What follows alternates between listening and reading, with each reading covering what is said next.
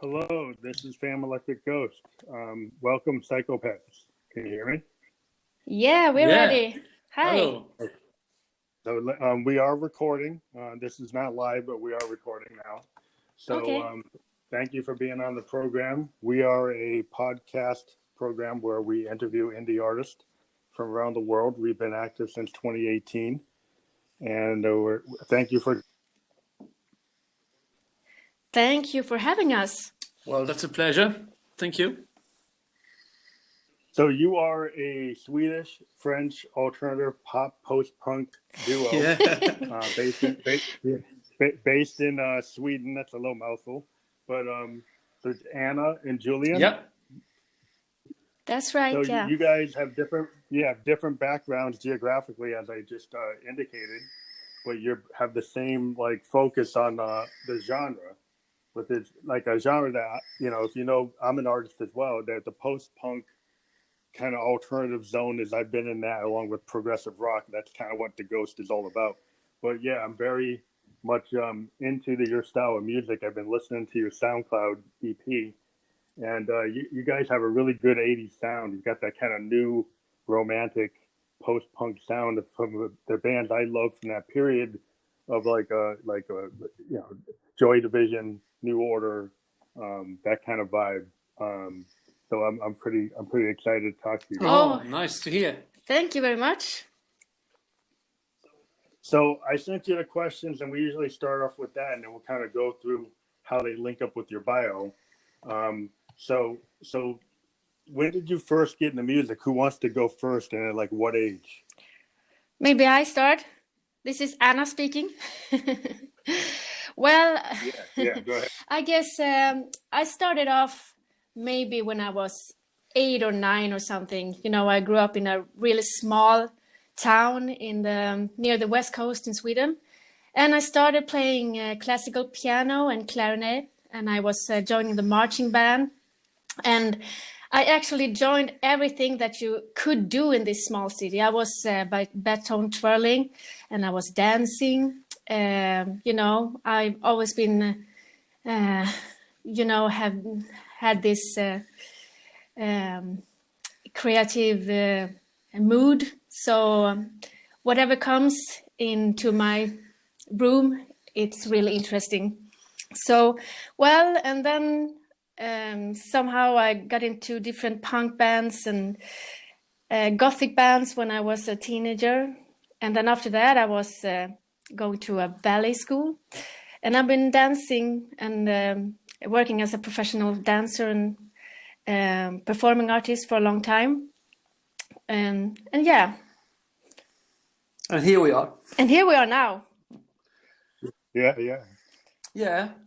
So yeah, go ahead. Yeah, my name is Julien, and yes, as you mentioned, I'm from south of France. I was born in the north of France, but it's okay. And then I'm a typical kind of figure. I was 16, and music like Nirvana, Soundgarden, all that kind of sounds were coming really, even in France, a lot on the radio, and I was really inspired by that. But I always had an interest in playing guitar, but I never really, I don't know, dared or really tried to like go deep in there and learn to play. So, but that was the first impulse, I would say. So I got a cheap guitar, as I said, when I was 16, and I just learned to play some songs, for Pearl Jam.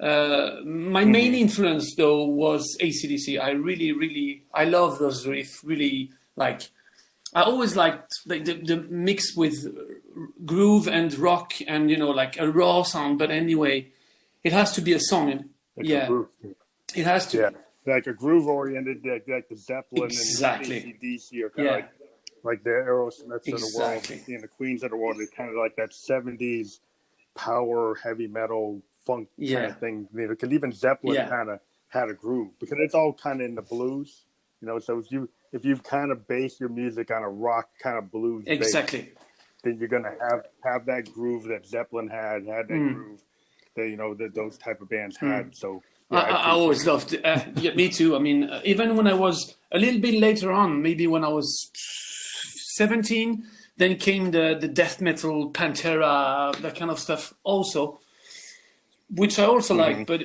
it's always been about, you know, that kind of stuff, like nice, groovy, heavy sound. I always love that. Even, you know, stuff like Korn, Incubus. I mean, all the decades I've been through, I always liked, you know, some stuff like based on it. That's interesting because I think, yeah, I was all, you know, personally as a musician, I was always, I mean, I'm a keyboardist, right? So I was drawn to guys like, you know, Rick Wakeman. Oh yeah. And you know, Tony Banks. Oh, and awesome. Know, and stuff like Genesis that, is know? Awesome. Because I'm a synthesis player. So I have modes, right? I have Rolands. I have like polysynths, analog polysynths. So I'm a big fan of that style because as a musician, you know, Hammond B3 or Roland Jupiter, you know, any of those Oberheim, stuff like that. There's stuff you can do with those that actually kind of is a really interesting, because I like jazz, you know. So I like jazz, I like funk, I like, you know, Bootsy Collins and George me Clinton, too. Psychedelic and everything. I love it. Yeah, but the thing I also like, what's interesting being a keyboardist, is like I like that punk aesthetic from like the Ramones or the Husker or the Replacements or bands like Joy Division that had this kind of post-punk thing. Yeah, you know, Blondie and what I like about that. What I like about that is that they weren't the greatest musicians, but they could create a sound anyway which was more based on attitude and not really like the musicianship, as opposed to, for example, as you said, Genesis, which were amazing musicians, and even Emerson, Lake and Palmer. Yeah, like exactly. Yeah, the thing is, the problem with the '70s like purist musicians who became like you know, the temple musicians at the top of the temple. The problem with that, people rebelled against it, where you got the Clash and the Sex Pistols, was like, you know, the entrance. Yeah, exactly. And, exactly. You know, and people kind of like the blues. The blues, you know, if you think about the traditional Delta blues that, you know, black musicians were kind of in, it's like, you know, that's not exactly too hard. You have to have soul and you have to have attitude. It's a lot about culture also. Kind of brought. Yeah, it's culture and attitude, and the punk aesthetic, I think, brings about honesty. Exactly. Right? So you're able, as a songwriter, you're able to be honest. Exactly. And you're able to kind of express your emotion. And I think that's why people like death metal, they like grunge, they like punk. In the punk aesthetic, to me, like in a band like Joy Division, is the whole idea is that you get this punk aesthetic and you can kind of play with it, and you can be a little bit more precise. And you can actually bring musicianship to it, but not like a Jimmy Page and not an Eric Clapton, but you can still do something really significant. And I think once you become, you know, at ease with your own choice in genre, you can become a standard bearer in that genre. Sure. And if you get really, you know, into it, you don't have to be perfect. You just have to be exactly. I think that is much more interesting when, you know, everything isn't that perfect. It's more about your feelings and being honest, just like you said. But anyway, so I mean, I'm totally a big fan of that. So I see that your influences are like dead on. The funny thing is, sure. So I started there, and I learned to play a bit more.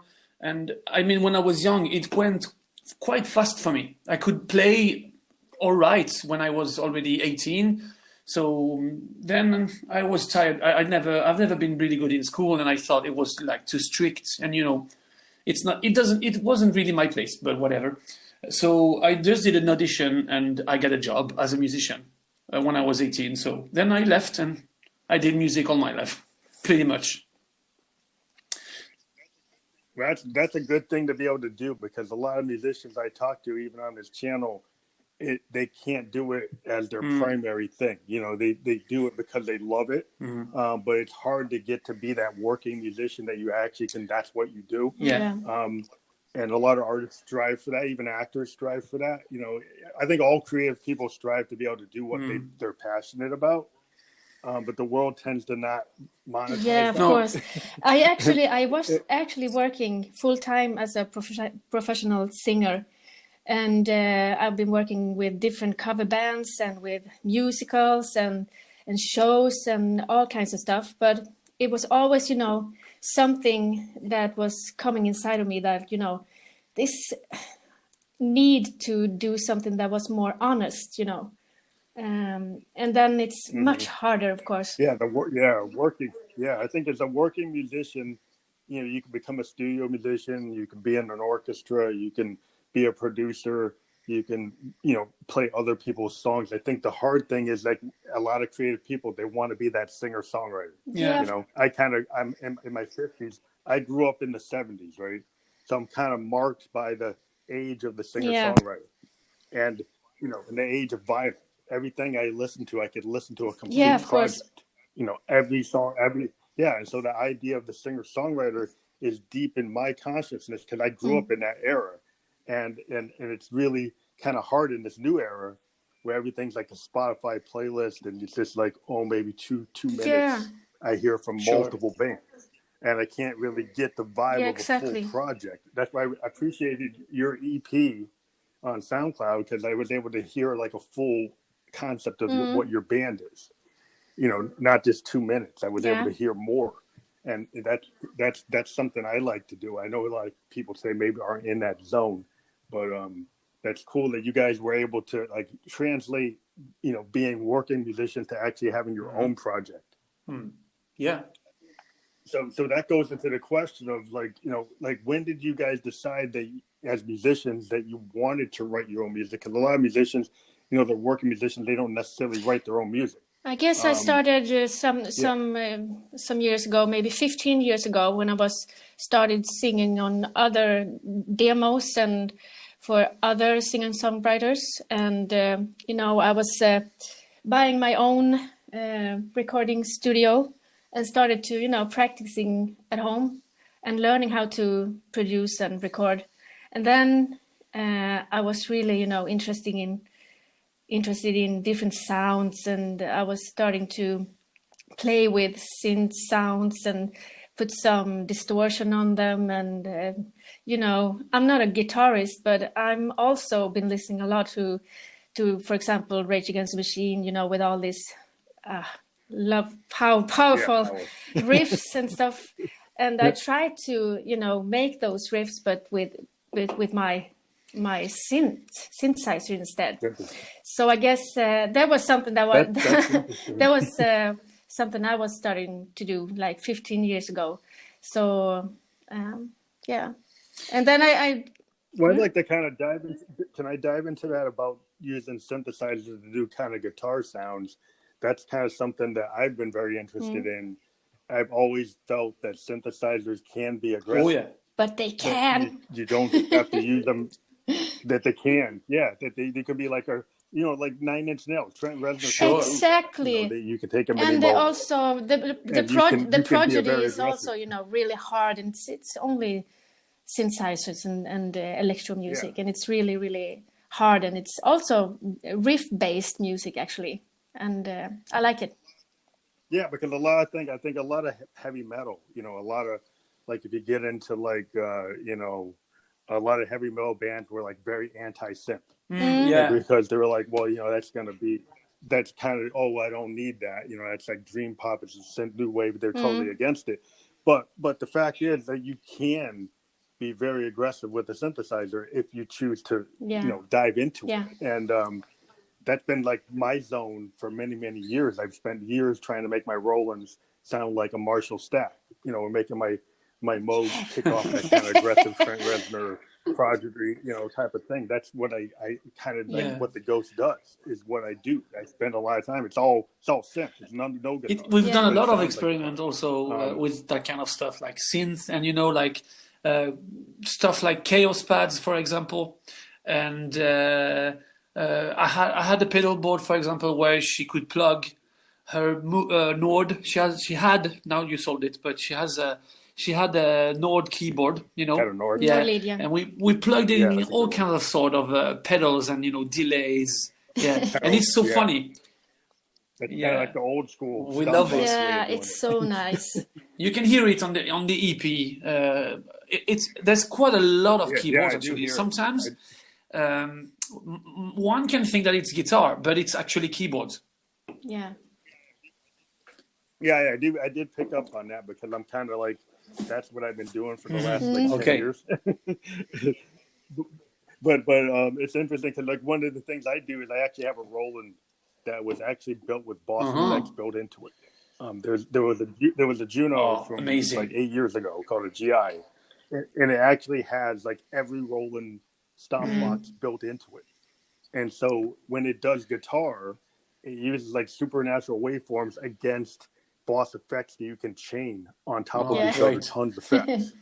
And then it actually can kind of use supernatural. If you don't understand, supernatural sounds kind of can mimic a real instrument.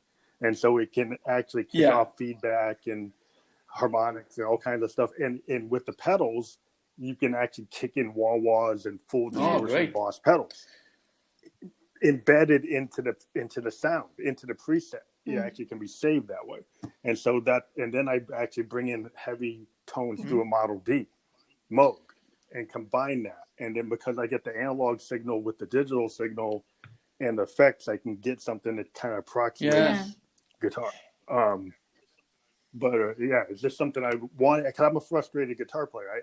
I tried to play guitar when I was a kid, and my brother was able to pick up a Fender Strat, and he could do it. And I tried, I couldn't do it. And I just grabbed it like a Roland Juno, and then I was like, oh, I actually know how to do it. And I just, so okay, well, that's where I was going to be. But now, last Christmas, I actually bought myself a guitar. So, now I can plug in it and hang it on, and I actually pimped it, so it's really cool.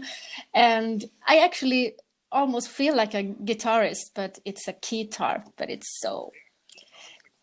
Yeah, guitars are kind of like, like some people love the guitar, and I actually kind of it's a deal breaker, actually. Mechanically, almost. Well, some people they get really like, oh, you got the But the other thing, I kind of like intimidating people with a big stack of synths that end up approximating the same thing. Now, when they're not mobile, but I think you can kind of do a Keith Emerson kind of thing, which can, or Rick Wakeman or Bernie Worrell thing. But yeah, either way, however you do it, it's cool, because I think it's cool. And I have used guitars to get in. I got to go to New York and stuff because you want to get connected to the audience. And that's one thing being a keyboardist is if you're behind a big stack of Hammond B3s and Wurlitzers and Yamaha pianos, like people don't see you. And it's hard to connect to the crowd, so you want to connect to that crowd, and that's where the guitar kind of does that. So that's interesting. So your influences, I kind of get into, I can hear it. But like, if you're going to name check some of the bands that really inspired you, who would you say are the ones that inspired you the most? Oh, it's so hard. I mean, from the 80s, actually, we also grew up in the 70s. So my big influences from the 80s, I guess, would be Cyndi Lauper. But then take that with a little bit of Gwen Stefani and mix it with Beck and some elements from Rage Against the Machine, and then I think we got it. I do actually hear all that. I do hear all those because I'm kind of a historian on music, so I know exactly who you're talking about. It's interesting. So would you continue, like, and I heard some of your like heavy metal influences on the other side. Any other ones? On my side, it's, as we said, Led Zeppelin. I mean, it's very broad. I love almost every kind of music, but as a guitar player, it would be like Led Zeppelin, as I said, AC/DC. I also love a band called King's X that not so many people know, but they are legendary. I absolutely love. I also love like crossover music, like Living Colour, for example, which is a little bit fusion rock. Faith No More.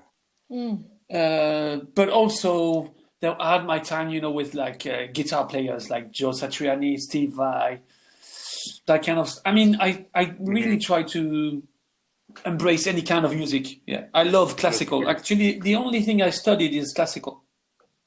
I never took any guitar lesson. That's interesting. Well, it's interesting that a lot of musicians, come from like potentially they could have gone like conservatory or gone into orchestras, but they kind of felt like, it's like the whole thing. Everybody heard the Beatles wants to do a band, right? And it's not going to be a quartet. Like classical quartet. but it's interesting that I think that skill set, like like you talk about the Joe Satriani's and the Van Halens and a lot of heavy metal guitar players, kind of in the heavy metal era, actually take from classical construction in the way they play. It's not like what Hendrix or Clapton or Duane Allman, or Keith Richards. I kind of come up in the time that guys like Duane Allman and Keith Richards and Hendrix is kind of like more my vibe. Me too. I love like it. That kind of playing because it's just kind of, I love that kind of integration with American culture. That kind of created that sound. And the classical is cool, but it doesn't go there as much. And so that's why I love funk and I love jazz. And I like a band. Yeah, like sure, I know it, of course. Like a very from the end of 70s. Super experimental, jazz. Yeah. And I feel like a lot of what I do with expansive sound is I'm trying to integrate a Sun Ra sound with like a P-Funk sound with a little Hendrix. And there you have it. Because that's kind of where I am. So I like bands that cross multiple genres. And the interesting thing today is bands like yourself, like the Psychopets, you guys are kind of crossing multiple genres. You can hear a little hip hop, you hear the new wave, you hear the heavy metal. It's really cool you say that, but actually it depends on how you see it, because sometimes if we play our music to some friends, for example, which are also working in the music industry, for example, they would think it's a problem. Because, we live in a world of experts today. So you really have to be an expert, like an awesome jazz musician or an awesome hard rock or heavy metal musician. But when you start to, bend genres and try to make something else or like stuff you like and put it in your music, then people start to lose it because they don't feel it goes together pretty much. I don't know if you understand what I mean. Yeah, I understand. Yeah, there's a lot of purists that are like, if you get into if you think about electronic music today, and people think you're a DJ, right? Or they don't think you're Keith Emerson. They don't talk about Rick Wakeman. They don't talk about Burning World. They talk about like a DJ. And so, like, being an electronic musician, I'm kind of from the schools, like, Rick Wakeman, that's an electronic musician. And so when you get people that are so in their lane, like, this EDM's got to have the drop. It's trance, it's got to be this. And if you try to integrate, like some bebop into an EDM song, you're like, oh, what are you doing? So I think there's a little bit. But anyway, if you take all the greats, almost, they actually mixture. Look at Faith No More, for example. I mean, there's also a lot of different styles. But Beck is a great example. And Beck as well, and Beck is the king. He came up as kind of like hipster. He was a hipster doing kind of this kind of pop focus, kind of like, I'm just going to be this kind of loser vibe and then mixing hip hop. And then he went into funk. And then he went into like doing like Dylan, like on the tracks type of stuff. So he's been allowed to like, Beck can be that. But then like somebody new can't do that. It's like, to me, it's like, if you look at Hendrix, Hendrix broke all the rules. He had to run the board half the time. That's why I love breaking him. the rules. Because people wouldn't want to record what he heard. And he said, well, you can't do that. And he said, well, yes, you should. And, so I think when you're breaking the rules, that's actually a good sign. Thank you for saying that, because we've been hearing the opposite for too many times now. It's like, who is going to...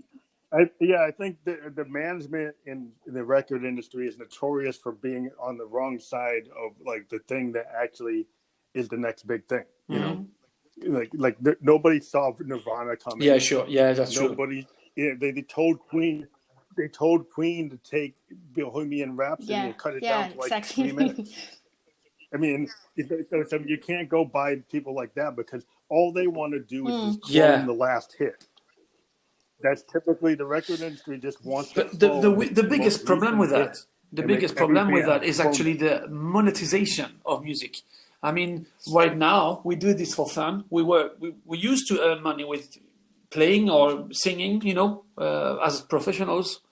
But I think sometimes it could be a drawback to if you want to have like money quickly, I would say. It can be Then you're gonna have to anti-creative. get And the thing is, yeah. if I can talk about us a bit, I mean, it's like all the songs you heard, they were like demos from Anna, which were like quite nicely done already, but we just reworked them with this this kind of band we have now. And I try to influence a bit, but it's mainly her songs. And it just came up like this. We never tried to sound like this or like that. It just, this mix of... We did what felt was best for the song, actually. Yeah. But we... Yeah, you serve the song. Yeah, exactly. Serving the song, I think, is the best thing an artist can do. But we knew it was cool, but we knew that it wouldn't be for everybody. We knew we're not gonna make it like huge and be on Spotify with million views, at least not right now.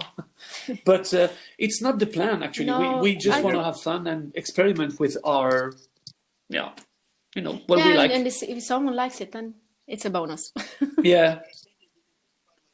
Well, I think if you think about it, like, I've been a big fan of music, right? That I tend to like bands that were like undersold or not known. Like one of my favorite bands is the Velvet Underground. The Velvet Underground in their time were not successful. They are huge now. But now are basically institutional as like the beginning of alternative rock. Is basically everything Lou Reed did and John Cale did, all that stuff they did was actually the precursor to what, you get bands like REM and Wilco and, stuff like that. It's all based on Lou Reed's attitude of that you can kind of you don't have to talk about love, that you can actually talk about the dark side of the street, and bring that kind of dark vibe into pop, where you can talk about drug abuse, you can talk about all kinds of things that are not actually part of pop songs. Actually, that's why the lyrics, my songs. The lyrics are quite important. Important.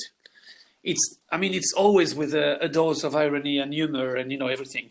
But Anna has she's writing lyrics and she has her subjects and I think it's interesting.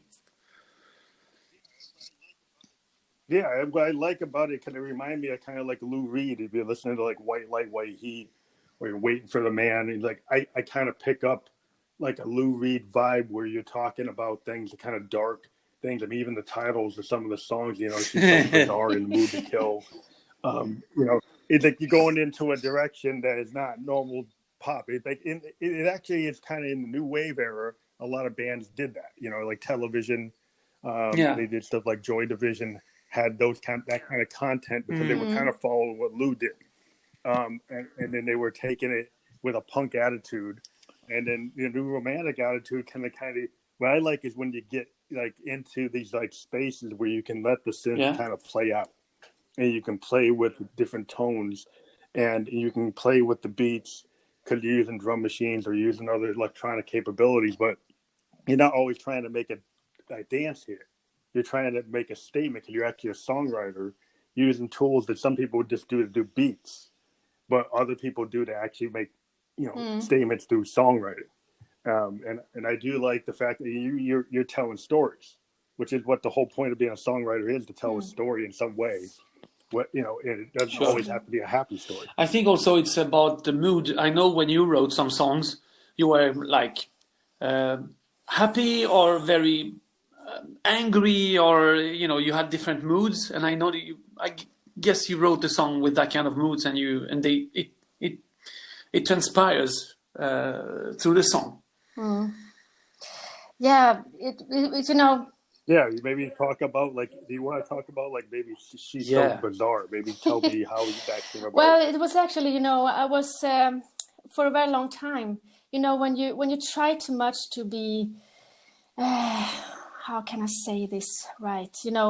Political correct. You try to, stay on the right side of the road. You always, go with the stream. You don't stick out. You don't want to stick out. You don't want to do this and that, and you feel, you know, along the way that you're getting more and more dishonest to yourself.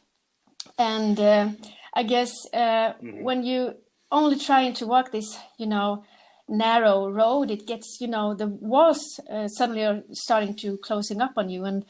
And what happened to me was that suddenly, you know, this other side of me, you know, it was like almost a monster that was coming from inside that just wanted, you know, to break through, to, you know, really put down all the walls and, you know, see reality. What the fuck am I doing here? Who am I in all this? And, you know, so this was a reaction, I guess. And, you know, it's basically, you know, the verse is about this girl that I really hate. I know a girl, she's so bizarre, metal to the floor when she's driving the car. You know, she's really angry, she's really nasty, she's, you know, doing everything that you shouldn't do. And of course, that woman is me.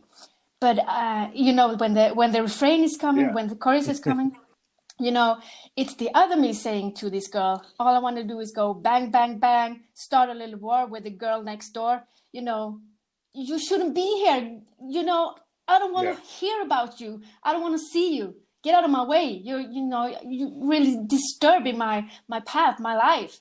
I just want to, you know, close my eyes and continue. And it's, you know, it's such a bizarre thing to, you know, wake up to, feeling that, oh, I'm not really honest with myself. I'm doing something really wrong. Who am I? You know, I guess maybe everyone comes to that point sometime in life when you don't, you know, the years just go by and you're not really reflecting. You're not really, maybe you're focusing on wrong things actually. And suddenly something else is, you know, waking up. Well, I think it's great about music is like it takes a lot of elements of poetry, you know, and if you're a songwriter, you take the kind of capabilities of like being able to be a writer, you know, whether you're writing a novel or a script. And, you know, a lot of people dive into heavy things as a songwriter, and, you know, self-examination is a lot of like songwriting. It's some people will take characters and like, I like the idea. I've been using it for years of the other me. And the other me is this idea, like songwriters tend to, like Dylan did his whole album like Blood on the Tracks, and it's supposed to be about him, right? But Dylan has this whole thing where he creates these characters that like other parts of himself, these other characters, and it's supposed to be about his divorce, but he creates these characters in Tangled Up in Blue that are like, you know, he didn't do those things in that story, but they're representations of this other vision of himself that's like an allegory that you can understand. And when you're great songwriters, you know, they're able to do that. You know, they're able to take, and whether or not they're great or not, to me, even indie songwriters like in the alternative area that are honest and actually do what you did, like talk about this other part of themselves and be honest that maybe there's this part of myself that I never really thought about, but now I'm thinking about it and I'm putting it into a song. That's how like people in the indie world connect with other with their fans, because they're telling these stories that people can understand and feel, you know. And I think feeling is the big thing. So that I totally get that, because I mean that's a large part of what I do. You know, in my music, with the idea like Josephine Electric is the other me as the female part of me. I created her with all my synthesizers and vocoders to create this female vision of myself that talks about things that like the female part of me. So I'm just doing this whole different thing that's like not expected, and it's not going to get me in the top 10. but it's kind of like it got me where I am right now. But it's like, you know, it's just something I felt like I wanted to do, and it's a different way of expressing. I feel like you can be like a method actor as a musician. You can turn your song, it can be very cathartic to kind of let yourself totally be without bounds in terms of your creativity and see where you can go. And it's so nice to do that, you have, you know, like a free space or something where you can really let your feelings out and say whatever you feel like. And it doesn't even have to be you saying it, actually, as you say, that you can pretend that it's yeah. Yeah, I mean, like In the Mood to Kill. Yeah, your song like in the Mood to Kill. I mean, that's something that some people like, oh, the PC world can look at that literally, and then they get all angry about what you say. But as a writer, you have you take an idea, you look at something, and people are so literal today, they've forgotten, like, as a writer, it's what crazy. you can do. I think and it's so crazy. That song is like. So maybe talk about In the Mood to Kill, and like where you're well, coming from. This was actually just a feeling that I got when I was watching a documentary about pedophilia. And, I just felt I'm gonna go out there and just find those bastards and shoot them to death. Well, I guess it's a kind of normal feeling you get when you watch these things that's happening. So it's nothing more than that, actually. It's just, in my fantasy, well, after I saw this documentary, I had this strong feeling that this is so wrong. How can these fucking people get away with something like this? And how can these people be in this power and, have themselves behind other backs and protecting each other? It's, I was just so disgusted. Yeah. So this song was basically about me getting out, just finding those bastards and shooting them to death. And I know that's politically correct, and so it seems like I know, but it's just a feeling. No, but like I think, well, I think a lot of times in music and art, like you use it to be cathartic. A lot of what I do, and what a lot of musicians I've talked to, like music is kind of like their own therapy for themselves. Like as an artist, if you're a painter, your painting kind of represents all your feeling. And as a musician, because we can actually speak in poetry and vocals that can represent like pain and feelings, you can express that. And it's like that's an honest moment. That's what it is. And it's art.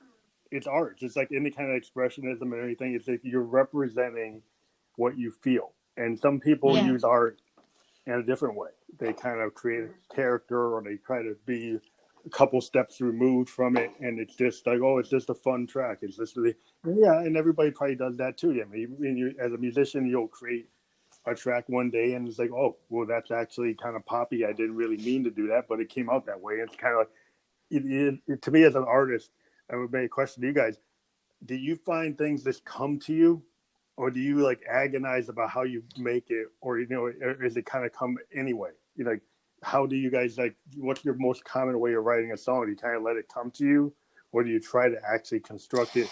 Actually, for me, it's more.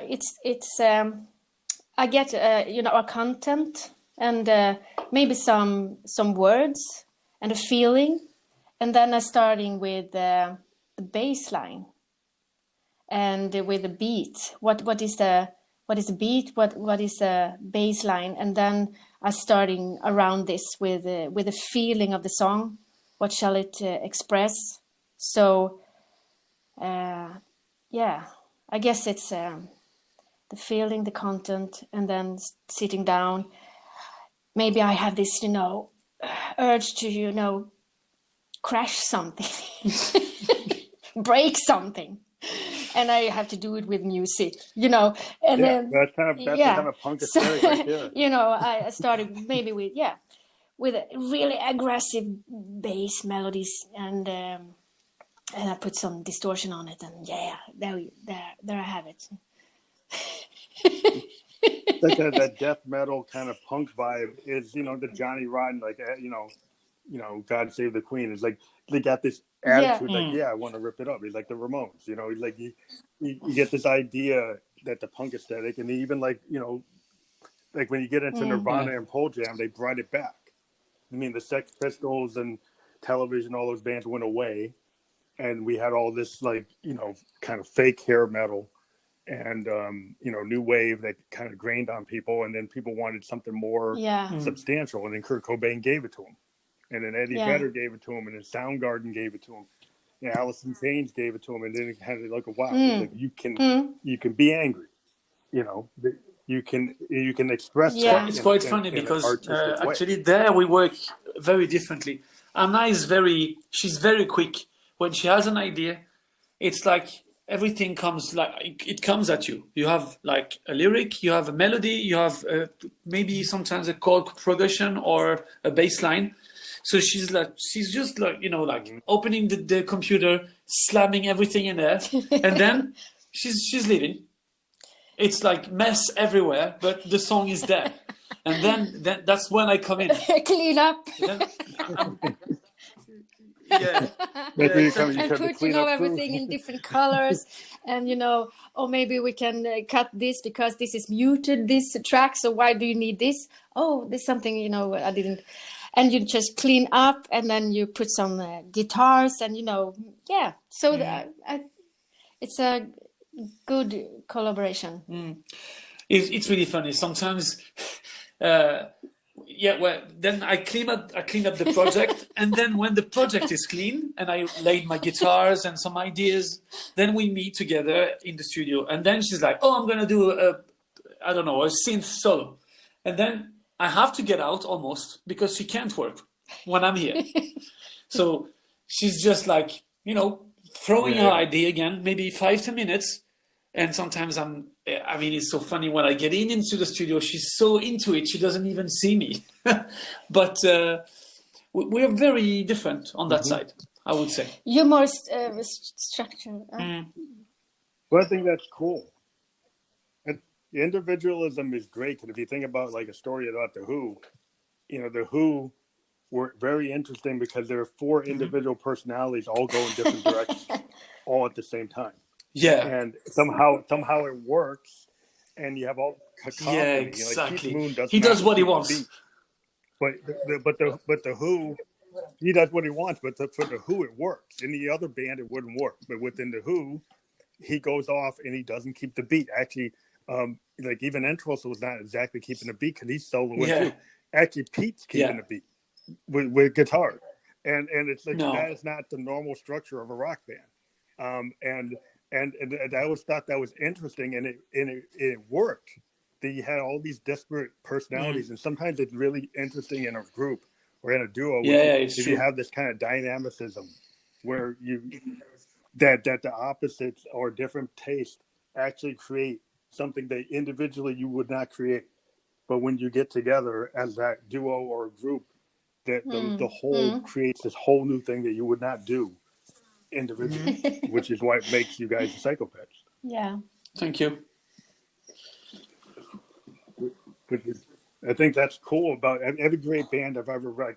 I've been like a music historian reading about everything, like the birth of the Sid Barrett Pink Floyd, like Alex Chilton's Big Star, the birth of the Velvets, all kinds of disparate artists, going back to Lead Belly and guys, Sun Ra and Johnny Cash. But it's like, everybody's story is so different. And it's like a lot of things in art, it's actually like it is the kind of cacophony or the kind of, but that's like the things that don't work or the things that people that didn't think were going to work.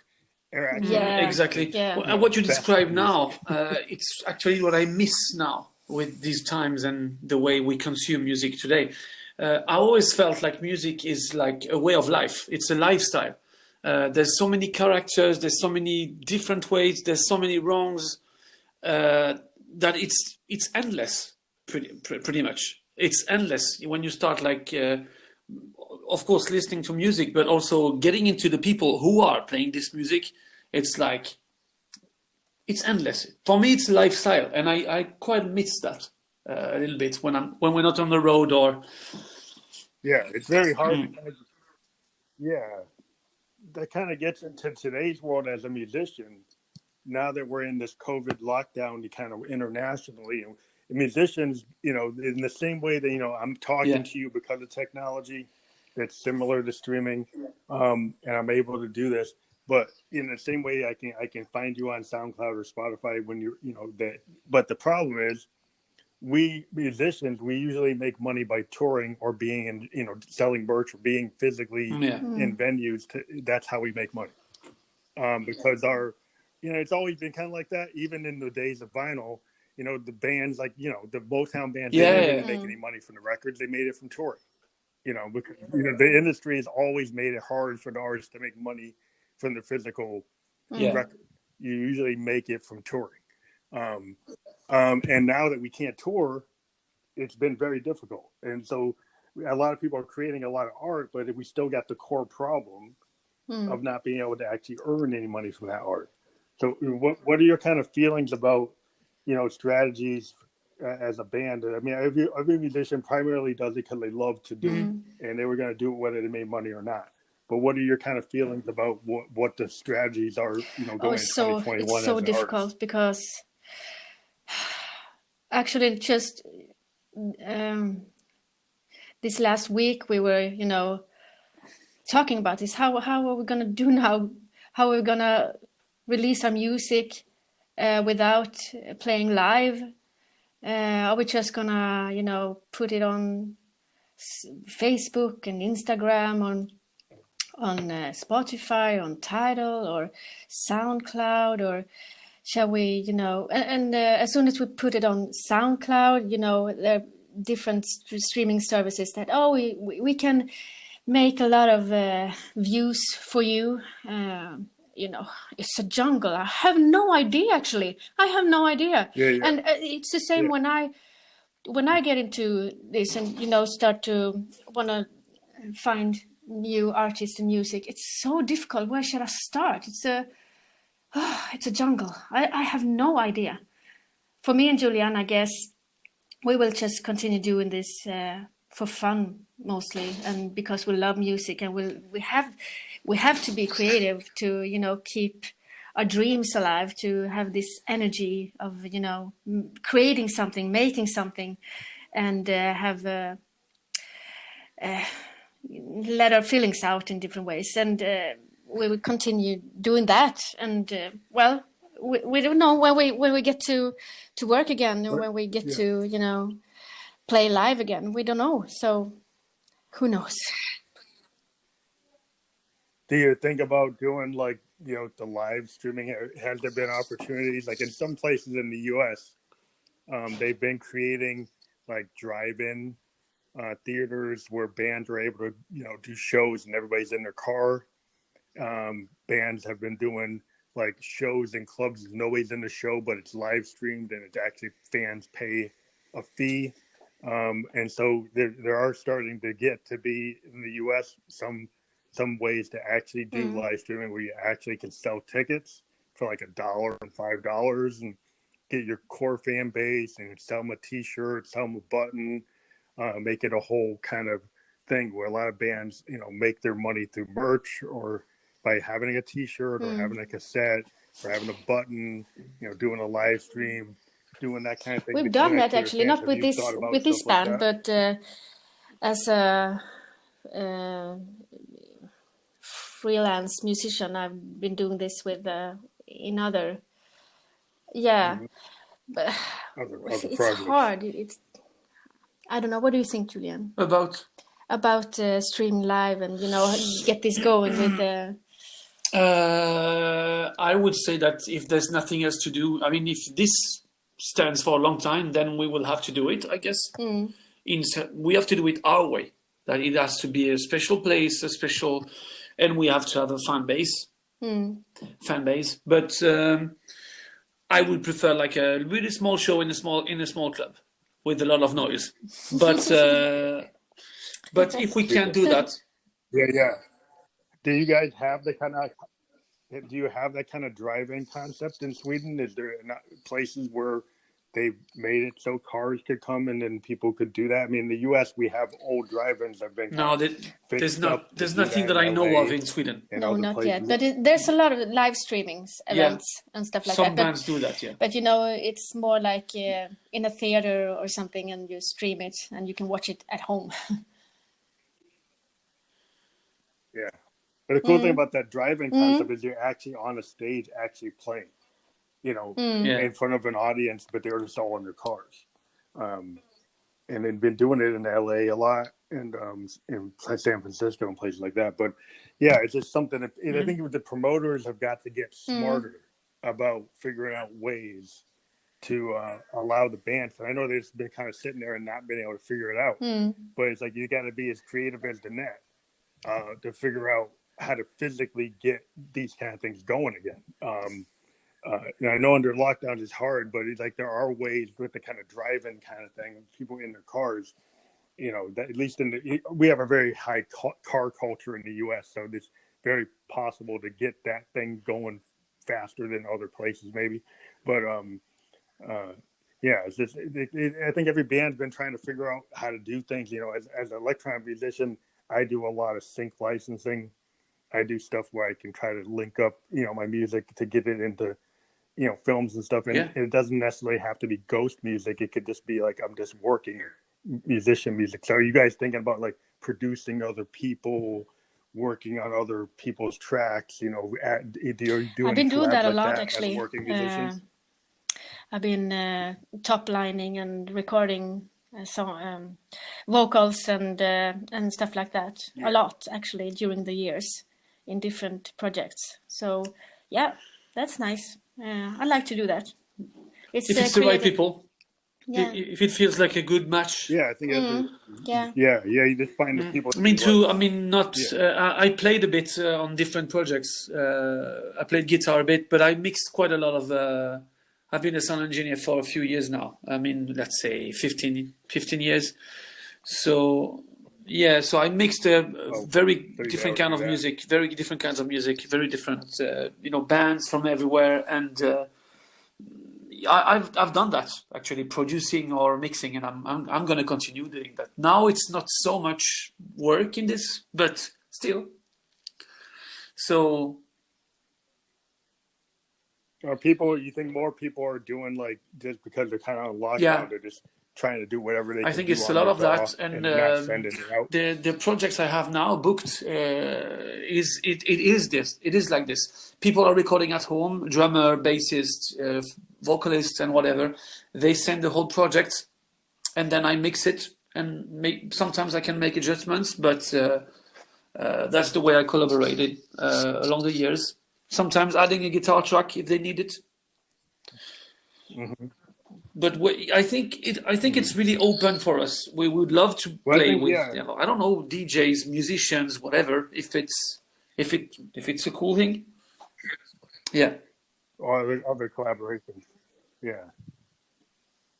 Well, that's the kind of question. Like a lot of bands, like some bands are kind of stuck, like in a genre. Like if I've run into bands that are kind of traditional rock bands with a physical drummer, and they're kind of they can't even record because they can't get to their drum, and then they're kind of stuck. And then some of them have tried to get the drummer to record the parts, and then it's just not working right. But it's been very frustrating for some of them because they physically have to be together to actually put the songs together. And so they, unlike electronic bands or hip hop bands or other genres that can do more in the DAW, that they're actually still free to kind of perform and not have to be constrained by the physical fact that they got to have their drummer there. So what are your kind of thoughts? Is that you feel the future of music in 2021? Are you feeling good about where we're going to be by the end of the year? It's a hard question. Nobody can predict it, but at least we know one thing: people that love to play music will continue to do it, and people that are great at making hits and huge songs will continue to do it because they make a lot of money of it and they like it. That's what we know. But then how it's going to go with live and how it's going to go. I mean, I don't even know if there's I guess there's still big record companies, but a lot of the people I know and I work with, they don't even have a record company anymore. They just do it. They just do everything by themselves.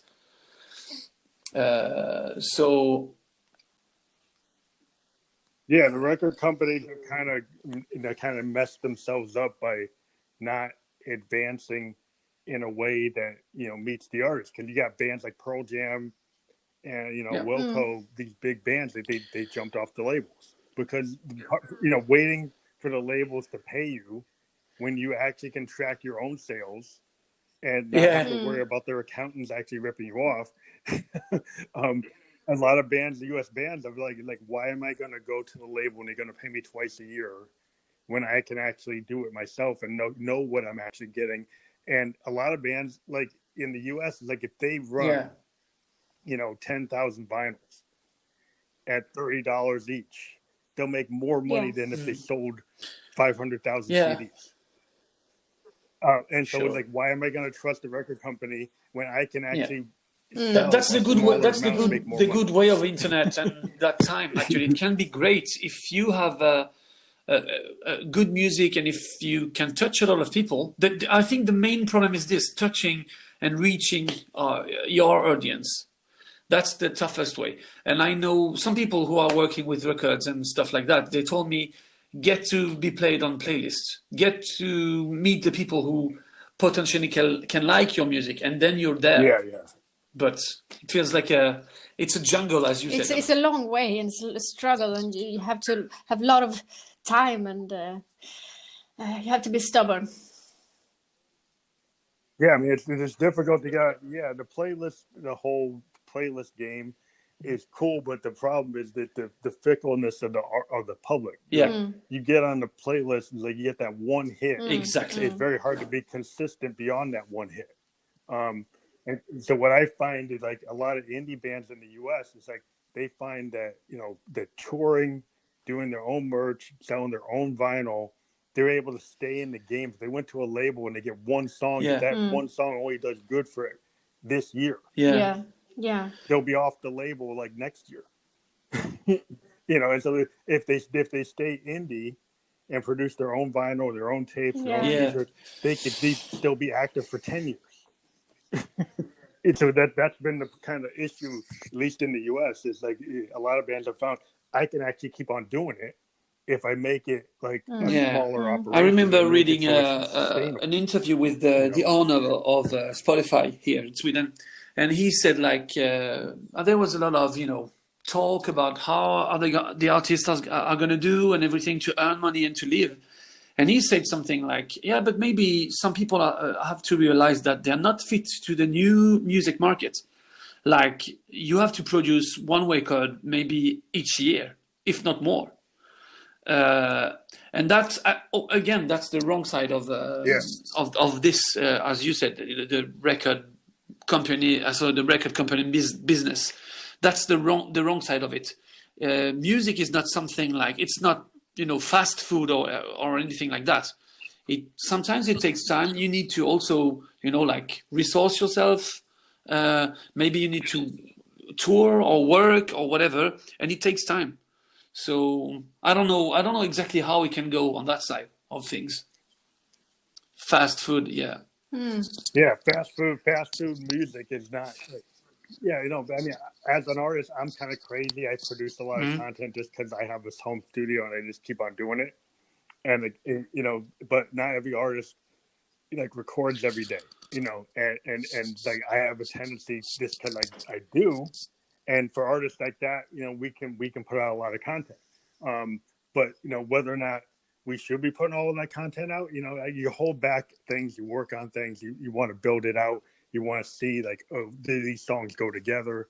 So I mean, I think this whole idea of this kind of fast food kind of aspect, you got to playlist this, you got to get on the playlist every week or every 2 weeks or every month or every 2 months. It's like, what does that create? I mean, back in the 60s, like Motown had that kind of strategy, and it did create a lot of good music. So I mean, but it had a machine with the Funk Brothers, and you had really top players that could generate high quality music. So like in some types of things, it's like, it may be like if you're at Stax or Motown and you've got the Funk Brothers and you've got Smokey Robinson, you got Marvin Gaye writing the songs. That, and actually even the numbers of people working at the time. And also one fact, people were paying for listening to music. And people were paying and they got the radio and everything. Nowadays it's completely different. There's like millions of people doing music. At the time, it wasn't the case. Yeah, it but wasn't reachable. at the same time as people, they don't listen more than 30 seconds of a song. Yes. And then swipe on to the next one because I know it's a people don't have time. I don't know what it is, but you don't have the patience, the time to listen from A to B, and listen through things. And what is this? I mean, when I was buying records, I was buying it and then I had to like it because it was quite expensive, and if you didn't like it the first time, you maybe the 10th time or the 20th time, then you really the music, it's you grew into you somehow. Now it's just Well, I think the problem today is we too many distractions. I think part of the problem is you've got a whole generation that is willing to spend like $70 for an Xbox PlayStation game and spend hours and hours on that content. In the same way that in the 70s, and you just watch, like the envelope, hours. And all the lyrics, everything, who wrote the songs, and you were a real nerd about everything, and you really had time. Yeah. But people will spend that time on their game, so I think what we have today is we have a market that will spend 100 hours on a game. Exactly. But 30 seconds on a song. And so it's kind of like, so it's hard to get the interest into, listening to music from musicians unless it really somehow kicks on social media that you should do it. And so our strategies, we have to try to get our songs into, TV and advertisement and movies and other ways through sync licensing to kind of get that attention. We have to get our music into video games. I've been really heavily looking at getting electronic. Actually, I have been reading a lot of music for Paradox. What is it called? Paradox. It's like they sell music to commercial centers like everywhere in the world. Yeah, but also in video games. In video games. So actually, there is a. Yeah, so actually, I have a band called Lily Lavou inside. I don't know the name of. Well, wait a minute. What is the name of the video game? Do you say video game? I don't know. Video game. I don't know. And I've actually been touring on their events, and then it's just gamers. And 10, all these gamers, they know this band, but no one outside that doesn't play these games knows of this band. But there's also a big audience, and it's a big opportunity, a lot of money. And the gamer world, you get on the right game, can actually get royalties that can be higher than you get on Spotify.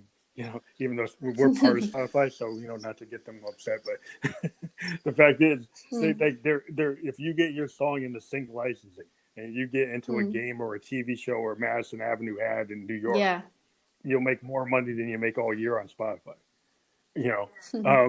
or for the next 5 years, than you make on Spotify if you're an average musician. But so it's like different venues and different ways to get our music out there. I've been doing influence marketing because podcasting is really interesting. If you're a band and you create a podcast and then you start like interviewing people like what I did, I'm a band and a musician, I started creating a podcast. Yeah. I get more revenue from this podcast than I do from my music. And then it funds my music. So it's like, okay, this whole new media and in the pay rate for the podcast is higher than my pay rate for my music. I don't know. It's like, why is music being devalued?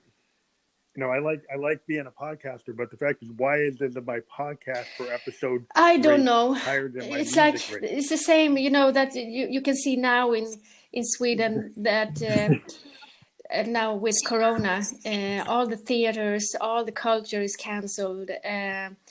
But you can still go to cinemas, but not anymore. But in the beginning, the theater was closed, but the cinemas was open, and you could you can go to the store, you can go to the supermarket, but you could not see a show, or you cannot play live, and so I think this Yeah. goes through in the society generally, that the culture and the music, it's, you know, it's not that priority.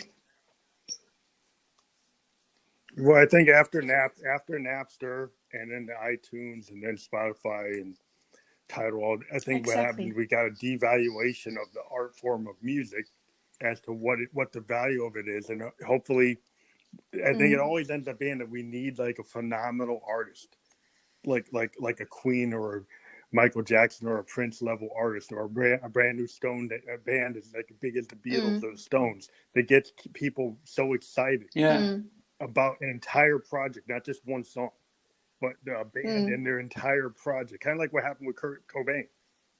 You know, everything Kurt touched, everybody liked every song on those albums. Exactly. You know, that made people want to buy the whole record. And I think it created the whole grunge movement. Yeah. I mean, all those Seattle bands came from Kurt, you know, doing what he was doing, and suddenly there was a whole grunge market for like 10 years. That created a whole new. It was like insane. I watched a documentary on it, and so many bands were able to kind of milk it. Not to milk it, but I mean, some of them were really good, but they all kind of were able to jump on that, and it created like a scene that was similar to like the British invasion, you know, in terms of like, oh, the Seattle thing is invading the whole planet, you know. So hopefully, you know, I think as artists, we had a hope, you know, that, and we always work toward it. You never know if you're the band that does it. But I think everybody just believing in what they do and loving what they do as art. Eventually, there's going to be an artist that kind of syncs with the time that we're in, and then that will like, Exactly. You know, it will rise all the boats, raise all, you know. Because I think so. It's like everybody just keep on working hard and believe what you believe. And I believe in music. I believe that music has that kind of impact, and there's going to be some artists. And it stands the test of time, usually, if it's great music. Yeah, I mean, every age exactly. We get that. Every age we get some artist that does that. So you guys, like, is your next project? You guys still working on the next project, or are you going to be pushing like the current project? We'll do in parallel. I think we're gonna. We just released these songs like 2 days ago on the SoundCloud, yeah. So we're gonna try to get this out as much as we can. Maybe pay for a little bit of promotion. But parallelly, we're gonna on the parallel we're gonna work on new songs and try to get consistent about it. And as soon as we can, we're gonna play live somewhere. Oh, I can't wait. Well, we're gonna push this, because one cool thing we can do on this podcast, we can actually put your link. So we're gonna put the link to this EP on this podcast, and we're going to push it on our social media platforms. And it's part of what we do when we do an interview, is we push the artist's work. That's awesome. We are going to push your new EP as part of this podcast, and push it out there. You know, we've reposted it. We're going to do some other things. We even do like a blogger article, a little blogger thing that we push up on our GoDaddy. But we just feel that musicians need to be heard, so we try to get this kind of forum where people can get this long form interview. Oh, that's awesome. With the band, so they can find out what the band's about.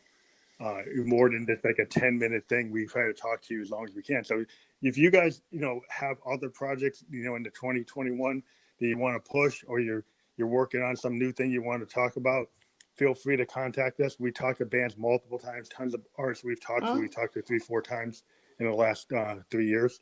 So we love to push the artists we talk to, and find out where they are. So in 6 months from now, if you got something else you're working on, you know, give us awesome. Thank you very much. That's great.